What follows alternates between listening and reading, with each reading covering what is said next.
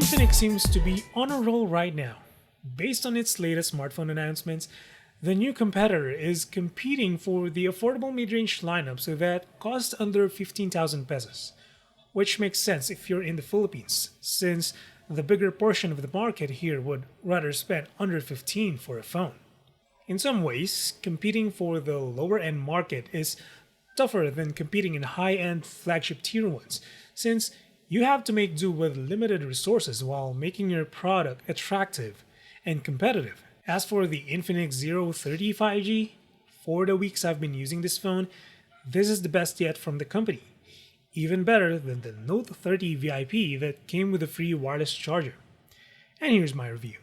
So when I said about the Infinix Zero 35G as the best yet, I meant it's the best all-around phone for the type of users who wants to do just about everything on a phone, from content consumption, creation, style, and even some AAA gaming on the side.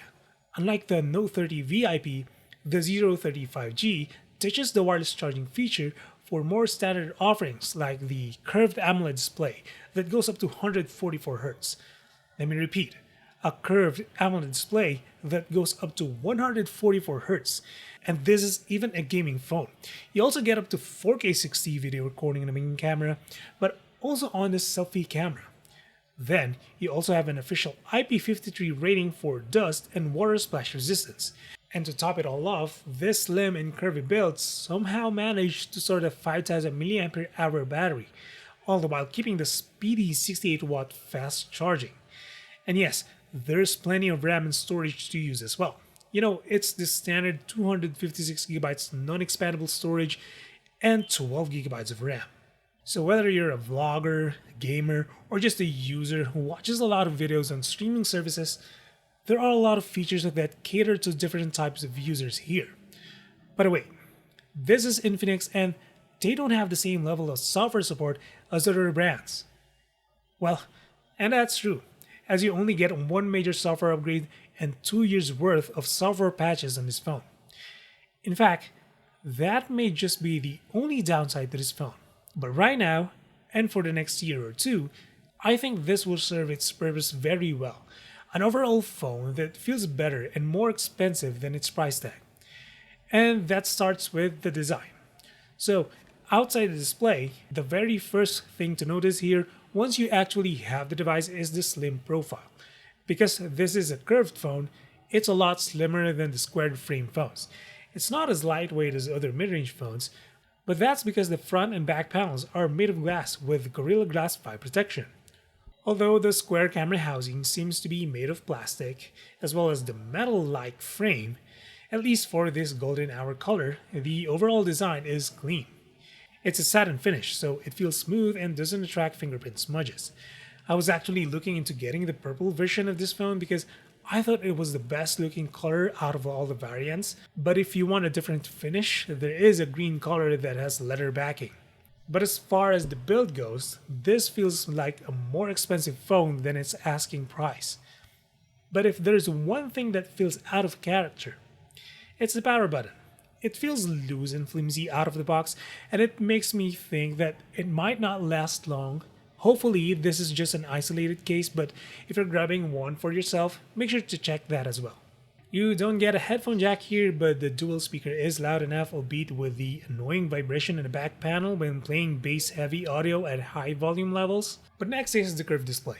I know some of you would rather have a flat panel on this phone, I understand, but for someone like me who appreciates curved panels, I'm loving it here. It is punchy, bright, sharp, and gorgeous for all sorts of content consumption. I do appreciate that there's a rubber screen protector installed out of the box. It's actually as good as third-party options, so that's a nice cost-saving accessory. But on paper, it's also an impressive display. It's 6.78 inches, it's AMOLED, it's 144Hz refresh rate with 360Hz touch sampling rate, 1080p, and 2160Hz of PWM. That last feature is basically to make your eyes feel less strained when using the phone in low brightness level.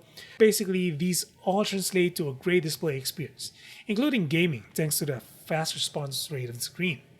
The panel also gets bright at near 500 nits, but can be pushed further to almost 800 nits in auto brightness or outdoor mode, definitely enough to make letters and images viewable under direct sunlight, but it's not as bright as other mid-range phones that can go up to 600 or 700 nits in regular mode.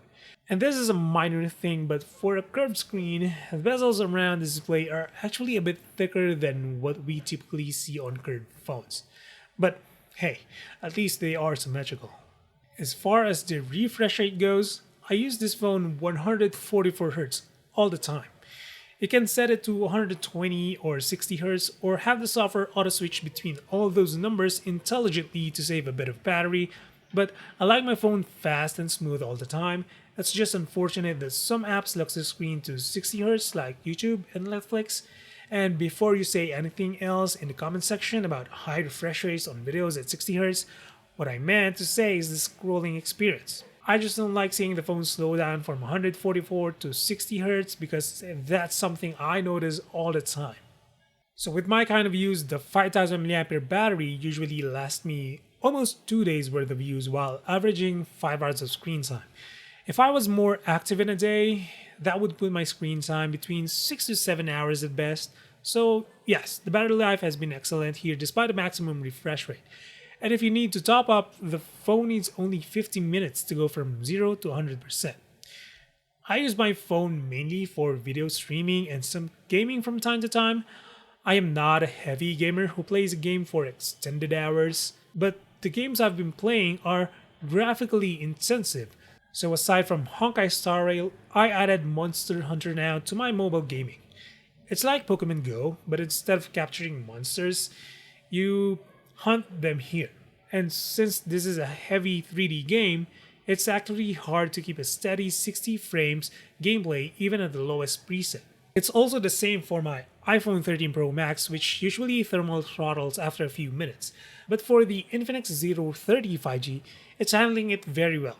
Provided the game is new and not yet optimized well, there are stutters during battles, but the experience is more than playable. The same applies to Star Rail. Although the phone barely hits 60 FPS in medium settings, the game is still enjoyable and smooth enough between 40 to 55 FPS on average. But outside gaming, just the usual social media doom scrolling and all, the Dimensity 8020 has enough power to handle them all while keeping the device cool and steady. XOS 13 on this phone has been great so far. It's clean, has tons of features, and has decent customization for the custom UI lovers out there. Infinix even added an Ala Dynamic Island feature wherein the punch-hole camera shows quick pop-up information in specific cases, like when you plug in a charger, when you unlock the phone with facial recognition, or when you have a call in the background. Infinix calls this Magic Ring, and it's fairly limited to displaying quick info, but I guess it's better than nothing.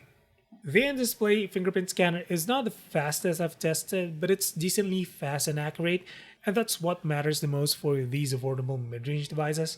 Although the look and feel of XOS is the least thing I like about, my favorite part, however, is the fact that my notifications arrive on time. While I did not encounter any major bug issues, there were several instances where the playback screen on YouTube turned green for a while before fixing itself back to normal. I don't see this as a major concern since this is usually fixable with software updates, but then again, you only get one major software update here, so hopefully that gets fixed sooner than later. But what about the cameras? Infinix is boasting the cameras of this phone as the perfect combination for vlogging, and the main reason for that is that not the 108 megapixel main camera, not the 50 megapixel selfie camera, and it's most certainly not the 13 megapixel ultra wide. Apparently, it's the fact that this phone has OIS and supports up to 4K video recording across all three optics. I mean, not even the most expensive phones are capable of recording 4K video on this selfie camera. But Infinix somehow managed to do that here. And it's not even locked at 30 FPS. The 50 megapixel selfie can produce 4K 60 FPS videos. I don't know where you're going to use those extra frames, but if you want to slow down a certain video, maybe like a jump shot or something, well, that's possible here. On paper, that's great, but what about in the real world? well, it's a different story altogether. Let's start with the selfie camera. There's decent stabilization and a wide frame when shooting selfies. The photos you get here are definitely sharp with plenty of detail thanks to the high resolution of the sensor, but the colors need a bit of an extra boost or saturation as they can look pale. And once you shoot against a light or anything backlit that requires a high dynamic range, that quality falls apart really quickly. With videos, it's actually a lot worse. The details get washed out really quickly in a high dynamic range, and you easily get a lot of noise in tricky lighting conditions in exchange for detail preservation. The technical capability of the camera is great, but when it comes to execution, it's more of a miss than a hit. I think to fully take advantage of the camera, you need to be mindful of how to shoot and where to shoot with this phone. You really need to dial in the settings before you hit that record button, which unfortunately isn't available via manual mode, because there's no manual mode here. But for the back cameras, as expected, the quality is a lot better. The 108 megapixel does its job very well in capturing great detail, preserving textures in low light scenarios, and just being an overall good point and shoot mid-range camera phone. There's no dedicated telephoto lens here, but the 3x digital crop in 100 megapixel mode is actually great outdoors. There's still sufficient detail and texture to the images, and you can even push it to 5x if you want to get more creative with your shots outdoors. I think it's the further you can get without sacrificing too many details. Additionally, the 13 megapixel ultra-wide camera has been one of the best ultra-wide cameras I've tested by far, simply because it's 13 megapixel and not 8 megapixel. So as expected, there are more details in the image. But what really caught me off guard was the consistency of the colors, the contrast, and basically the look of the ultra-wide and wide.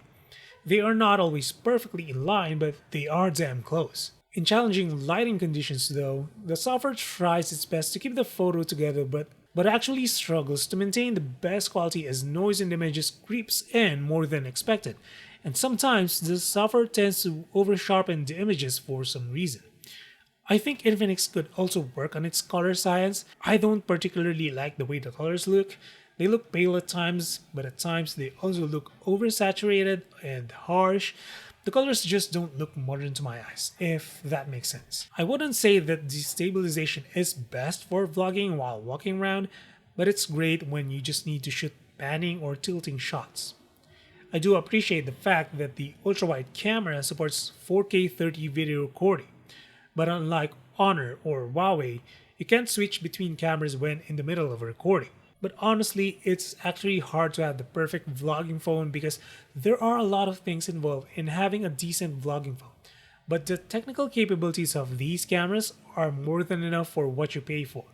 You just have to learn about the quirks of these cameras in certain conditions to get the best quality out of them. At 14,999 pesos, the Infinix Zero 35G is probably the best mid-range phone yet from Infinix and is one of the best value phones right now in the market. There's a certain phone brand out there right now that has the cheapest curved AMOLED screen. And that's great and all since you can finally own a curved phone for cheaps. But if you don't want to sacrifice the other aspects of the phone like the battery, performance, and camera, look no further. But that's it for this one. Drop a sub or like if you feel like supporting the channel, and as always, until the next one, stay safe.